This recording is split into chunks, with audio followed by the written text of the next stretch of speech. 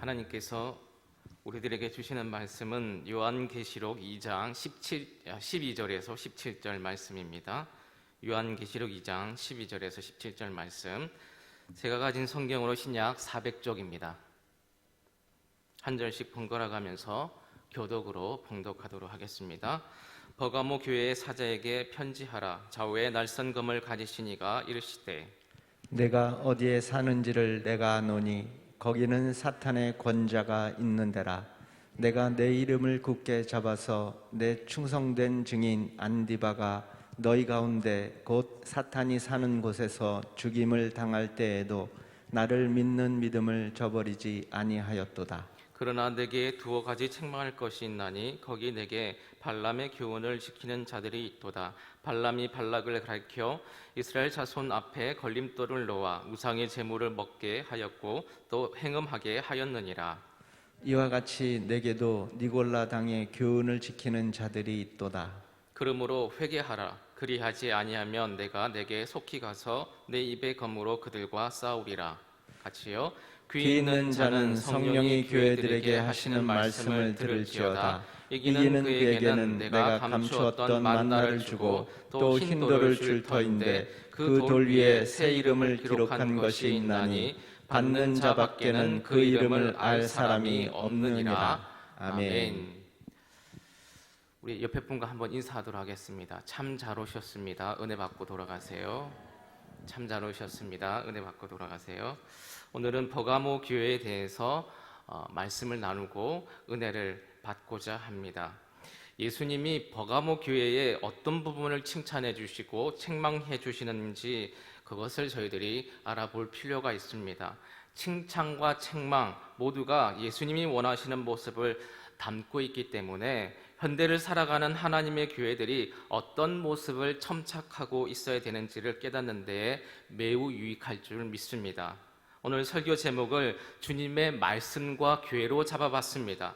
오늘 본문의 내용을 한번 잘 살펴보시면 예수님에 대해서 설명하는 내용이 나오고 있습니다. 우리 12절 말씀을 다시 한번 같이 한번 읽도록 하겠습니다. 12절입니다. 시작. 버가모 교회의 사자에게 편지하라. 좌우에 날선검을 가지시니가 이르시되. 아멘. 예수님을 설명해 주고 있습니다. 예수님이 뭘 가지고 계십니까? 좌우에 날선검을 가지고 계시다, 이렇게 말씀합니다. 구체적으로 좌우에 날선검이라는 단어가 두 군데에서 확인이 될 수가 있는데요, 성경을 여러분 해석할 때에 중요한 방법 하나가 있습니다.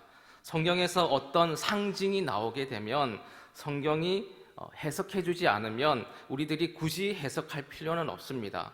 좌우에 날선검, 이런 말이 나왔습니다. 그러면 좌우에 날선검이 무엇인지 궁금해질 수가 있잖아요. 그런데 성경이 말씀해 주지 않으시면 성경 바깥의 걸 저희들이 들고 와서 굳이 해석해버리면 안 되는 거예요. 이것은 성경 해석이 맞을 수도 있고 틀릴 수도 있는 그런 오류를 갖기 때문입니다. 차라리 성경에 해석해 주지 않으면 굳이 우리는 해석할 필요가 없다. 단 다른 본문에서 그걸 해석해 주고 있다라고 하면 그거는 해석해도 무방하다. 요한계시록 1장 16절 말씀을 우리 한번 보도록 하겠습니다. 제가 1장 16절 말씀을 제가 한번 봉독하겠습니다. 그의 오른손에 7별이 있고 그의 입에서 좌우에 날선검이 나오고 그 얼굴은 해가 힘있게 비치는 것 같더라. 아멘. 7별은 7별의 사자라고 그랬습니다. 누가 그랬을까요? 말씀이 그랬습니다. 1장 20절 말씀 보니까 이렇게 말씀합니다. 내가 본 것은 내 오른손에 7별의 비밀과 또 7 금촛대라. 7별은 7 교회의 사자요 7 촛대는 7 교회니라. 아멘. 이렇게 말씀하시고 16절에 뭐라고 그러냐 하면 예수님 입에서 뭐가 나온다고 그럽니까? 좌우에 날선검이 나온다고 합니다. 어떤 분들은 그림으로 이걸 그리려고 그래요. 예수님의 입에서 머리가 튀어나오죠. 칼이 막 나오는 겁니다. 이거는 SF 공상 영화 같은 거죠. 입에서 검이 나오는 건 또 뭐가 있어요? 차격소가 있죠. 그런 거죠. 알 수 있잖아요. 좌우에 날선검이라는 것은 우리가 생각하는 진짜 칼을 얘기하는 것이 아니라 무엇인가를 상징하고 있구나, 상징하는데 성경이 그 얘기를 해주지 않으면 함부로 우리들이 해석할 필요는 없겠구나. 성경이 언급해주면 그 해석을 가져오시면 또 되는 겁니다. 히브리서 4장 12절 말씀 보니까요, 이렇게 되어 있습니다. 제가 한번 읽어드릴게요. 4장 12절. 하나님의 말씀은 살아있고 활력이 있어 좌우의 날선 어떤 검보다 예리하여 혼과 영과 밑과 관절과 골수를 찔러 쪼개기까지 하며 또 마음의 생각과 뜻을 판단하나니. 아멘. 4장 12절 말씀을 읽었는데 여러분 질문을 한번 해보도록 하겠습니다. 혼과 영과 및 관절과 골수를 찔러 쪼개기까지 하며 또 마음의 생각과 뜻을 판단하는 게 뭐라고 되어 있습니까? 좌우의 날성검인가요? 아니면 하나님의 말씀인가요? 하나님의 말씀이죠. 말씀의 기능이 바로 혼과 영과 관절과 골수를 찔러 쪼개기까지 하는 것입니다. 찔러 쪼개는 게 그게 칼의 역할이라는 겁니다. 하나님의 말씀을 비유하려고 그 하나님의 말씀은 좌우의 날선 검보다 예리하다라는 것이죠. 그러니 예수님의 입에서 좌우의 날선 검이 나온다라는 것은 예수님의 입에서 무엇이 나온다라는 거죠? 하나님의 말씀이 나온다라는 겁니다. 절대적인 하나님의 말씀은 예수님 말고는 다른 곳에서는 나올 수가 없다. 교회 공동체는 어떤 공동체입니까? 교회 공동체는 사람들의 생각을 모아서 세상의 지식들을 모아서 우리가 원하는 집단을 만드는 게 교회 공동체가 아닙니다. 예수님의 입에서 나오는 하나님의 말씀으로 세워져 가야 말씀 공동체를 이야기할 수가 있다는 것이죠. 그러니 예수님의 말씀 말고 다른 어떤 사람들의 그 말을 들었든지 아니면 깨달았든지 그것은 교회를 세워가는 기본 초석이 될 수는 없습니다. 왜냐하면 좌우의 날선검은 예수 그리스도에게서만이 나오기 때문입니다. 그래서 이 말씀이 연결되는 거예요. 예수님이 뭐라고 말씀하시냐? 나는 길이요, 나는 진리입니다. 이렇게 얘기합니다. 심지어 예수님은 입에서 하나님의 말씀이 나올 뿐만 아니라 그분 자체가 진리라는 줄 믿습니다. 요한복음 1장 말씀 보니까요, 그분이 태초에 하나님과 같이 계셨는데 그분이 말씀이었답니다. 예수님은 말씀이었습니다. 교회는 예수님의 말씀에 기초해야 될 뿐만 아니라 예수님에게 기초해야 되는 곳이 교회인 줄 믿습니다. 그 얘기를 오늘 버가모 교회를 통해서 설명해 주고 있습니다. 12절 말씀을 우리 다시 한번 보도록 하겠습니다. 한번 12절 같이 읽습니다. 시작. 버가모 교회의 사자에게 편지하라. 좌우의 날선 검을 가지시니가 이르시되. 아멘. 예수님께서는 에베소 교회나 서머나 교회에 예수님을 소개할 때는 다른 표현으로 설명하고 있습니다. 서머나 교회에서는 예수님은 처음이요 나중이다, 죽었다가 살아나시니다 이렇게 표현하고 있습니다. 그건 뭘 설명하느냐 하면 예수님은 처음이고 마지막을 다 알고 계신다라는 겁니다. 그리고 죽음에서도 살아나셨기 때문에 끝내는 승리하시는 분이시다, 이것을 알려주고 있습니다. 왜냐하면 서머나 교회는요 마음에 낙심이 가득할 수 있는 교회이기 때문입니다. 고난을 너무 많이 받고 있는 교회이기 때문입니다. 봐라, 예수님은 죽었다가 살아나시는 승리하시는 주민이시다. 그것을 서머나 교회에 알려주고 싶어 하시는 것이죠. 그런데 버가모 교회에는 뭘 알려주고 싶어 하시느냐 하면요, 예수님은 그 입에서 뭐가 나와요? 좌우에 날선 검이 나가시는 분이다. 예수님의 말씀이 버가모 교회에 들려질 때에 참 진리는 누구에게만 있다? 예수님에게만 있다. 거꾸로 얘기하면 버가모 교회는 자꾸 진리가 다른 것에 있는 양 흔들리고 있을 가능성이 매우 높은 교회라는 것이죠. 그런 마음으로 오늘 버가모 교회를 한번 살펴보도록 하겠습니다. 13절 말씀입니다. 우리 같이 한번 읽도록 하겠습니다. 2장 13절 같이요. 시작. 내가 어디에 사는지를 내가 아노니 거기는 사탄의 권자가 있는 데라. 내가 내 이름을 굳게 잡아서 내 충성된 증인 안디바가 너희 가운데 곧 사탄이 사는 곳에서 죽임을 당할 때에도 나를 믿는 믿음을 저버리지 아니하였도다. 아멘. 예수님께서 버가모 교회에 대해서 말씀하시는데 7교회 모두에게 공이 드러나는 표현입니다. 예수님께서 아신다라고 말씀하세요. 우리들이 믿음 생활하면서 주님께서 우리를 알고 계시다라는 그 말씀을 마음속에 꼭 깊이 새겨 놓으시기 바랍니다. 우리들의 마음, 아픔, 눈물 주님께서 알고 계신 줄 믿습니다. 오늘 이 자리가 우리들이 우리의 얼굴을 하나님께 보이려 나오는 그런 자리가 아니라 하나님 앞에 우리의 아픔, 도움이 필요한 부분을 토로하는 자리가 되어야 됩니다. 하나님이 찾으시는 제사, 상한 심령이기 때문입니다. 살찐 양이나 염소를 구약시대 때부터 하나님께서 찾으신 게 아니에요. 그것을 들고 나오는 상한 심령을 하나님께서는 찾으십니다. 오늘 예배도 하나님, 나는 하나님께 예배드립니다 라는 사람을 이 시간에 하나님께서 기다리시는 게 아니라 상한 심령을 기다리고 있습니다. 상한 심령은 뭐냐 하면 마태복음 5장에 마음이 가난한 사람이에요. 심령이 가난하다는 것은 아무리 단 것으로 채울지라도 채워지지 않는 그 아픔과 허전함이 있는 영혼을 말합니다. 그것은 오직 하나님만으로 채울 수가 있습니다. 아무리 노력해봐도 해결되지 않는 가정의 문제가 있는 거예요. 아무리 노력해봐도 해결되지 않는 그 가구와 현재의 문제, 미래의 문제, 해결되지 않는 그 재정과 건강의 문제들을 다른 데서 의지할 수 없는 허전함과 그 빈 마음, 그 상한 가난한 심령의 사람, 바로 상한 심령으로 하나님 앞에 나온 사람들을 하나님께서 기다리시는 줄로 믿습니다. 상한 심령의 포인트가 있습니다. 그렇게 심령이 가난한 사람, 상한 심령으로 예배하는 자의 그 찬양과 기도, 그냥 그저 그렇게 대충 할 수가 없습니다. 하나님 만나지 못하면 나는 살아갈 수가 없습니다 라는 간절함과 사모함, 허리띠를 조여매고 나는 하나님 만나야 되겠습니다 라는 결단으로 하나님 앞에 나아오는 줄 믿습니다. 그런 사람이 말씀 시간에 딴짓을 할 수가 없는 거죠. 우리의 아픔과 눈물을 아시니까, 답답함을 아시고 억울함을 아시니까, 우리가 참고 견디는 것 아시니까 내가 하나님 앞에 이 자리를 그래도 꿋꿋하게 걸어가고 있습니다 고백을 하는 겁니다.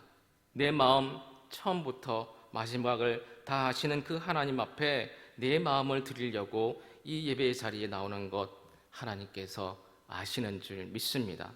그 마음을 담아서 기도를 우리들이 하나님께 올려드리는 것이고, 그 마음을 담아서 찬양의 가사 하나를 부르는 것이죠. 저는 우리를 아시는 주님 앞에 숨김없이, 하나도 숨김없이 바닥 끝부터 우리의 입술에 있는 그 모든 고백까지 하나님 앞에 드릴 수 있기를 주님의 이름으로 축원합니다.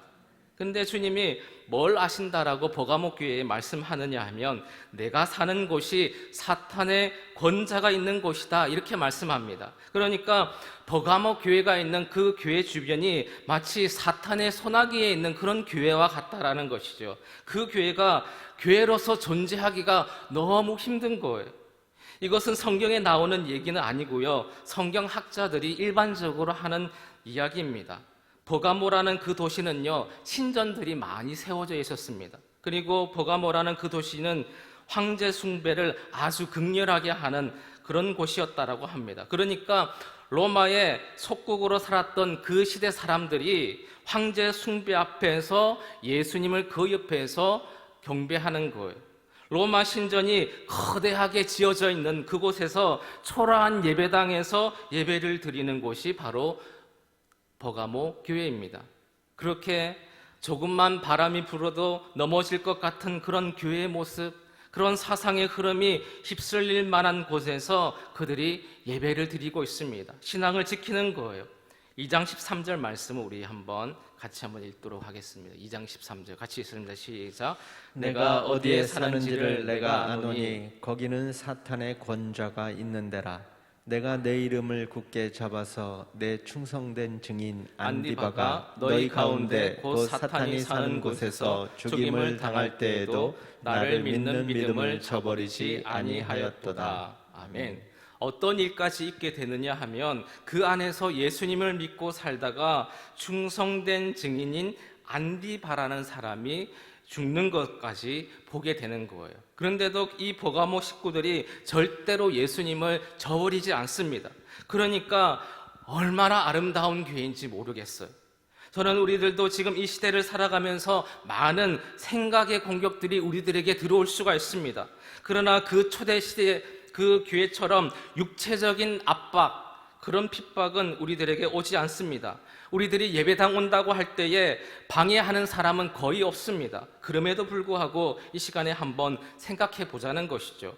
우리 교회는 예수님과 예수님에 대한 믿음을 저버리고 있지는 않은지 한번 점검해 보자는 것이죠. 우리들의 모습을 새롭게 하는 그런 기회가 이 시간에 있기를 소망합니다. 그런데 14절, 15절 말씀 보니까 이런 말씀이 있어요. 제가 한번 읽어드릴게요. 14절, 15절. 그러나 내가 두어 가지 책망할 것이 있나니 거기 내게 발람의 교훈을 지키는 자들이 있도다. 발람이 발락을 가리켜 이스라엘 자손 앞에 걸림돌을 놓아 우상의 제물을 먹게 하였고 또 행음하게 하였느니라. 이와 같이 내게도 니골라 당의 교훈을 지키는 자들이 있도다. 아멘. 예수님께서 버가모 교회를 보면서 핍박 앞에서 믿음을 지키고 믿음의 증인이 주고 가는 것을 보면서 흔들리지 않던 그들에게 몇 가지 문제가 생겼다라는 거예요. 그 문제가 뭐냐 하면 두 가지로 요약할 수가 있습니다. 첫 번째로는 발람의 교훈을 따랐다는 거예요. 또 하나는 뭐냐 하면 니골라 당의 교훈을 따랐습니다. 여러분 펜이 있으면 옆에 한번 적어 놓으시기 바랍니다. 발람의 교훈에 대한 이야기가 나오는 곳이 민수기 22장에서 25장에 나와 있습니다. 참조하시면 좋습니다. 또 하나 중요한 성경이 어디냐 하면 민수기 31장 16절 말씀입니다. 제가 간략히 설명해 드릴게요. 이스라엘 백성들이 모세와 함께 이제 출애굽을 하게 되는 거죠. 이제 광야 여정을 하고 있었던 때입니다. 모압이라는 지역을 지나가게 되는데 모압의 왕 발락이라는 왕이 있었어요. 발락이라는 왕이 이스라엘 백성들을 두려워하게 됩니다. 그래서 어떻게든 망하게 해야 되겠다 그렇게 생각하는 거죠.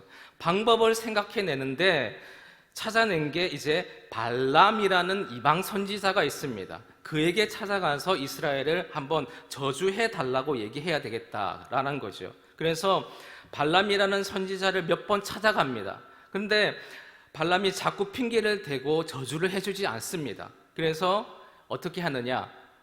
money를 가져가는 거죠. 많은 복채를 가져갑니다. 갈 때마다 더 많은 돈을 가져가서 그를 유혹하기 시작하는 거예요. 그런데도 이 발람이 자꾸 핑계를 대면서 이스라엘 백성들을 저주하지 않습니다. 그런데 이스라엘 백성들에게 어떤 일이 생기느냐 하면 발람은 이스라엘 백성들을 저주하지 않았는데 민수기 25장의 말씀 보니까요, 이스라엘 백성들이 시딤이라는 곳에서 이방 여자들과 음행을 하기 시작했다라고 성경 말씀에 쓰여져 있습니다. 그래서 이 일 때문에 24,000여 명의 이스라엘 백성들이 죽게 됩니다. 그러다가 민수기 31장 16절 말씀에 뭐라고 표현하고 있느냐 하면 그때 그곳에서 너희들이 발람의 꾀를 따랐다 이렇게 표현하고 있습니다. 그러니까 하나님께서 평가를 해주시는데 뭐라고 평가를 해주시느냐 하면 그 시딤 부올이라는 지역에서 이스라엘이 이방 여자들과 행음하게 된 게 바로 발람의 꾀를 따랐다라는 것이요. 이스라엘 백성들을 저주하고 싶었는데 하나님이 저주하는 것을 딱 막습니다. 그런데 발람이 발락의 부탁을 들어주고 싶은 거예요. 왜 들어주고 싶을까요? 권사님, 그가 가지고 나온 머니 때문에, 복채 때문에요. 그래서 꾀를 줬다는 거죠. 하나님이 저 백성을 저주하라고 제게 말씀하지 않으니까 내가 감히 그거는 하지 못하겠습니다. 저 백성을 망하게 하려면 이 방법을 그런데 한번 써보세요. 어드바이스를 했다라는 거죠. 그게 이스라엘 백성들 중에 남자들이 이방 여인들과 행음하게 만든 것이었다라는 겁니다. 물리적인 그런 욕구 때문에요. 그런데 버가모 교회 가운데에 그렇게 핍박이 와서 순교자가 나타남에도 불구하고 예수님을 저버리지 않았습니다. 예수님에 대한 믿음을 저버리지 않았는데 발람의 교훈을 따른 이들이 하나 둘씩 생겨나게 되었다라는 것이요. 거대한 믿음의 사건, 엄청난 믿음의 사건, 우리들 앞에 그런 큰 것들이 왔습니다. 그런데 그 사건을 해결했어요. 그런데 작은 문제 앞에서 하나님의 원리를 버리고 자기의 유익 때문에 세상의 흐름에 빠져버린 그런 사람들이 생겨나게 되었다라는 것입니다. 여러분 한번 생각해 보면요, 만약에 오늘 사는 우리들도 예배를 잘 드립니다. 이렇게 수요 예배까지 나오시잖아요. 예배를 잘 드리고 11조도 드리고 교회에서 여러 가지 봉사도 맡고 직분도 가지고 있습니다. 교회와 관련된 믿음과 관련된 여러 거창한 것들 잘 하고 있습니다. 그런데 혹시 예배를 드리고 가정으로 가서 직장으로 나아가서 부모님을 만날 때에, 형제나 다른 이를 만날 때에 우리에게 찾아오는 그런 개인적인 그 당장의 이득 때문에 하나님의 원리를 뒷전으로 하고 있지는 않은지 우리가 생각해 볼 필요가 있다라는 것이죠. 바로 이게 버가모 교회의 문제였습니다. 니골라당은 뭐냐 하면요, 니골라당은 설명하기가 좀 쉽지를 않습니다. 왜냐하면 성경 자체에서 우리들에게 말씀해 주고 있지 않기 때문입니다. 그런데 교회 역사학자들이 적어 놓은 글들을 보니까 제일 일반적인 해석이 이거예요. 니골라당이라는 사람은 니골라를 중심으로 한 당이 만들어졌다는 겁니다. 이들이 주장하는 게 뭐냐 하면요, 우리는 은혜로 구원을 받았으니까 이제는 아무렇게나 살아도 된다는 거예요. 너무 좋지 않습니까? 은혜로 구원받았으니까 이제 남은 여생은 그냥 마음대로 살아도 된대요. 이게 이렇게 도덕 폐기론을 주장했던 사람들입니다. 하나님의 은혜를 강조하다가 자기들은 하나님의 말씀대로 살지 않고 함부로 살아갔다라는 것이죠. 이렇게 살아도 교회 가면 또 하나님께서 용서해 주시잖아. 그러니까 괜찮아. 부어라 마셔라. 이렇게 공경연이 얘기했다라는 것이요. 어차피 은혜로 구원 받는데 뭐 어때? 이걸 주장한 사람이 니골라당입니다. 오늘날 구원파랑 매우 비슷하다라는 것이죠. 죄를 지으면 지을수록 은혜가 더할 거니까, 그러니까 더 많은 죄를 짓자, 그러는 거죠. 뒷담화 좀 하고 나쁜 일 좀 하고 그러면 하나님께서 더 큰 은혜를 주실 거니까, 더 큰 은혜를 주실 거니까 이들을 따라가는 이들이 이 버가모 교회 안에 생겼다라는 것입니다. 그래서 좌우에 날선검을 가지신 진리신 예수님께서 이들에게 말씀하십니다. 내가 너희에게 이것을 책망한다. 그것은 내가 알려준 진리에서 벗어난 것이다. 주님의 원리와 가치가 드러나 있는 그 명백한 것, 그 명백한 것에서는 예수님을 잘 따르는 것처럼 우리들이 그렇게 하고 있는데, 정작 내가 사업을 지킬 때는 예수님의 방법을 놓아버리는 거예요. 교회는 누구의 것입니까? 내 삶은 누구의 것입니까? 예수님의 것입니다. 그것은 주님의 것입니다라고 잘 고백하고 있는데, 정작 내 삶에 유익과 관련된 그 문제가 딱 우리들 앞에 올 때에는 그것을 합리화하기 위해서 도덕 폐기론자처럼 니골라당의 행위를 따르더라는 것이죠. 아니면 발람의 교훈처럼 거창한 것은 우리들이 지켜내는 것 같지만 정말 민감한 그 복치 앞에서는 이스라엘 백성을 멸망시킬 꾀를 전달해줬던 것처럼 우리들도 그런 꾀를 가지고 하나님의 말씀을 변복해 하고 왜곡하고 있는 것은 아닌지 한번 생각해 볼 필요가 있습니다. 버가모 교회에게 말씀하시는 주님의 음성을 들으시기를 주님의 이름으로 축원합니다. 저는 이 말씀을 들을 때에 우리 모두가 똑같은 상황으로 적용될 수는 없지만 여러분 각자에게 말씀하시는 성령 하나님의 지적이 있을 수 있다라고 생각합니다. 그렇구나. 이 부분에 대해서 너무 내가 니골라당처럼 함부로 선을 넘어가서 이 생명의 진리를 오용해서 내가 생각했구나라는 부분이 깨달아지신다면 그 부분을 내려놓는 결단을 이 시간 하시기를 간절히 주님의 이름으로 축원합니다. 이제 15절과 16절 말씀을 한번 보겠습니다. 읽겠습니다. 시작. 이와 같이 내게도 니골라당의 교훈을 지키는 자들이 있도다. 그러므로 회개하라. 그리하지 아니하면 내가 내게 속히 가서 내 입의 검으로 그들과 싸우리라. 아멘. 여러분 15절에 니골라당 얘기를 하면서 우리에게 그럼에도 불구하고 주님이 버가모 교회와 우리들에게 주시는 소망의 말씀이 있는 줄 믿습니다. 그 소망의 말씀이 뭐냐 하면 그러므로 뭐 하라는 거예요? 회개하라. 회개하라. 여러분 회개하라는 것은 우리를 책망하기 위한데 포인트가 있는 게 아닙니다. 회개하라는 그 말씀은 우리를 부끄럽게 하는데 포인트가 있는 게 아닙니다. 오늘날 많은 사람들의 그 교회의 메시지를 가운데에서 회개가 사라진다라고 불안해하는 그런 영혼들이 많이 있습니다. 회개하라는 그 주님의 음성은 날마다 들어야 될 하나님의 음성인 줄 믿습니다. 사랑하는 여러분, 가자교회 성도 여러분, 회개하십시오. 회개하시길 바랍니다. 저도 회개하고 우리 모두가 회개해야 될 줄 믿습니다. 말씀을 들을 때마다, 예배할 때마다, 찬양할 때마다, 기도할 때마다 하나님께 회개하시기 바랍니다. 여러분, 회개하십시오. 지금까지 살아온 여러분의 그 삶의 태도를 회개하십시오.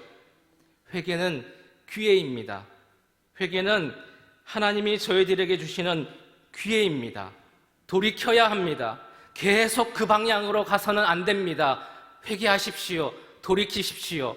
계속해서 그 방법 사용하지 마시기 바랍니다. 돌이키십시오. 여러분, 회개가 방법입니다. 여러분, 이 회개를 묵상하면서 회개는 두 가지 내용을 담고 있다라는 생각을 하게 되었습니다.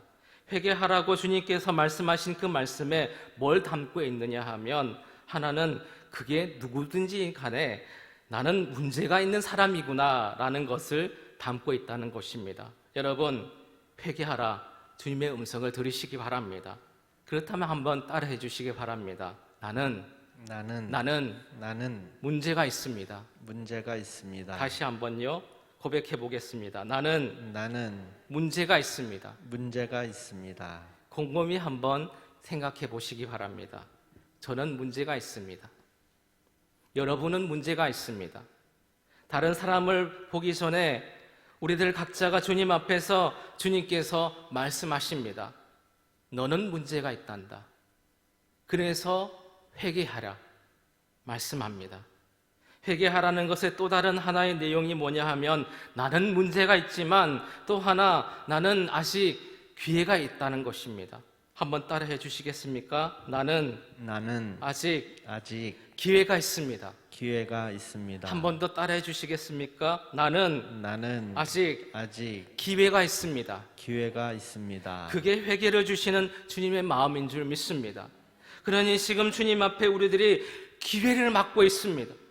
왜 회개하라고 말씀하시는가? 그렇게 사단의 권자 아래 살아가던 그 사람들처럼 중심을 잡기 어려웠던 그 버가모 교회가 순교자가 발생하면서도 하나님을 버리지 않고 주님의 교회됨을 지키려고 발버둥 쳤습니다. 이런 거창한 것은 해나고 작은 것에서 너희가 무너져 있지는 않은지, 흡사 오늘 한국교회나 우리들의 모습이 그러고 있지는 않은지 회개하라 말씀하십니다. 미약했던 한국교회가 기독교가 많은 그런 한국교회를 만들어내게 되었습니다. 그렇게 큰 건물을 지어내고 없는 재정에서 큰 일들을 한국교회가 하게 되었습니다. 그런데 왜 그 사소한 작은 문제에 너희가 자꾸 넘어져서 교회의 교회됨을 잃어버리고 있느냐? 혹시 우리들도 그런 것은 아닙니까? 하나님 앞에 믿음의 삶을 산다라고 하는 그 거창한 것 너무나도 잘하고 있습니다. 그러나 정작 부모님을 대하는 것 어떻게 하고 있습니까? 아내와 남편을 대하는 것 어떻게 하십니까? 물질을 대하는 것 어떻게 하십니까? 성도님들을 대하는 것, 그 모습들은 잘 되고 있으십니까? 예배할 때는 아름다운 우리들이 예배가 끝나고 나면 다른 사람을 모함하게 되고 공격하고 시기 갈등 다툼을 한다면 그게 바로 발람의 교훈을 따르는 니골라당의 교훈을 따르는 것과 같을지도 모릅니다. 그런 우리에게 주님께서 말씀하십니다. 회개하십시오. 여러분, 회개하십시오. 이 시간 회개하시기 바랍니다. 그리고 주님께서 주시는 약속이 있습니다. 17절 말씀입니다. 마지막으로 17절 말씀 같이 읽고 마무리하도록 하겠습니다. 귀 있는 자는 성령이 교회들에게 하시는 말씀을 들을지어다. 이기는 그에게는 내가 감추었던 만나를 주고 또 흰 돌을 줄 터인데 그 돌 위에 새 이름을 기록한 것이 있나니 받는 자 밖에는 그 이름을 알 사람이 없느니라. 아멘. 이기는 자에게는 내가 감추었던 뭘 준다고 했나요? 만나를 준다고. 만나가 뭘까요? 광야에서 먹었던 양식입니다. 그래서 예수님이 이것을 다시 해석해 주세요. 요한복음에 나는 생명의 떡이다. 예수님이 진짜 만나인 줄 믿습니다. 이렇게 작은 것에서도 하나님의 말씀을 지켜나가기 시작할 때에 감추었던 만나, 보지 못했던 만나, 익히 깨닫지 못했던 그 하나님의 생명의 말씀들을 더 많이 너가 알게 될 거야. 그리고 또 뭘 주시느냐? 흰 돌을 주신답니다. 그리고 그 돌 위에 새 이름을 기록한 것이 있나니 받은 자밖에는 그 이름을 알 자가 없다. 거기에 뭔가 사인 같은 것을 주신다라는 것이죠. 저는 이 말씀을 묵상하면서 깨달은 게 뭐냐 하면, 주님과 특별한 관계가 될 수 있겠구나. 특별한 관계. 그렇게 작은 일까지 더 주님을 사랑하고, 그 작은 일까지 주님을 사랑하고 주님의 말씀에 맞게 우리들이 행동을 하게 되면 주님과 더 친밀한, 정말 그 특별한 관계가 될 수가 있겠구나. 감추었던 만나를 우리가 받게 되고 새롭게 기록된 그 돌을 받게 되는데, 받은 사람만 알게 되는 그 무언가 새로운 것, 마치 이런 것과 같은 거죠. 제가 저의 와이프인 그분에게 뭘 줬어요. 저 맨 끝에 있습니다. 뭘 줬는데 거기 뭔가가 적혀 있는지 그분밖에 몰라요. 제가 그 순간에 여기 있는 나머지를 다 왕따 시킨 거죠. 나머지 사람들은 몰라요. 누구와만 알까요? 저와 우리 와이프만. 이렇게 회개하여서 하나님의 작은 음성에 민감하게 되면 주님께서 우리들에게 돌을 주신다라는 거예요. 이 돌이 뭐냐? 잘 모르겠습니다. 다른 데서 해석하지 않기 때문입니다. 그러나 그 내용을 보면 받은 사람밖에 모를 거다. 주님과 내가 아는 뭔가 일이 생기게 될 거다. 사랑하는 가족 공동체 여러분, 저는 우리들이 하나님과 친밀한 교제를 하기를 원합니다. 그리하여서 주님과 여러분만이 아는 그런 귀한 징표를 가지시는 저와 여러분 되시기를 간절히 주님의 이름으로 축원합니다. 하나님 아버지, 우리는 문제가 있습니다. 가정에 문제가 있습니다. 자녀의 문제가 있습니다. 직장에 문제가 있습니다. 건강에 문제가 있습니다. 여러 가지 우리들이 알지 못하는 그런 문제들이 있습니다. 말씀대로 행하지 못한 문제가 있습니다. 용서하여 주시옵소서. 치료하여 주시옵소서. 붙잡아 주시옵소서. 다시는 똑같은 죄를 짓지 않도록 하나님 아버지 함께하여 주시옵소서. 예수님의 이름으로 기도드립니다. 아멘.